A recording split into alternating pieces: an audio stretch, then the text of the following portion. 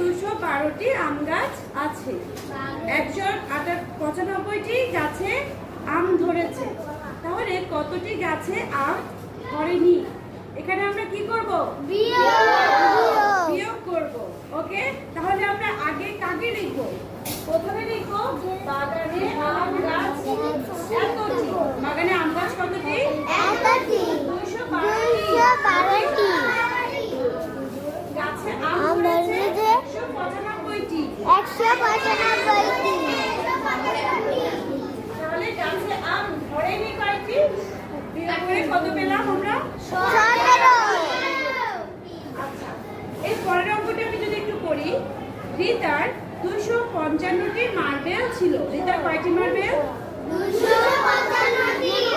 সে তার ছোট ভাইকে 150টি দিয়ে দিছে মার্বেল। এখন ওর কাছে, রিতার কাছে কয়টা মার্বেল আছে? কিভাবে পাবো? বিয়োগ করে। ওর কাছে ছিল 255, ওর ভাইকে দিয়ে দিয়েছে। এখন ওর কাছে কয়টা থাকবে সেটা আমরা কিভাবে পাবো? তাহলে প্রথমে আমরা লিখব রিতার মার্বেল 255টি, ভাইকে দিল 150টি, রিতার রইল, বিয়োগ করে পেলাম কি 105টি মার্বেল। ওকে, তারপর উত্তর লিখব 105।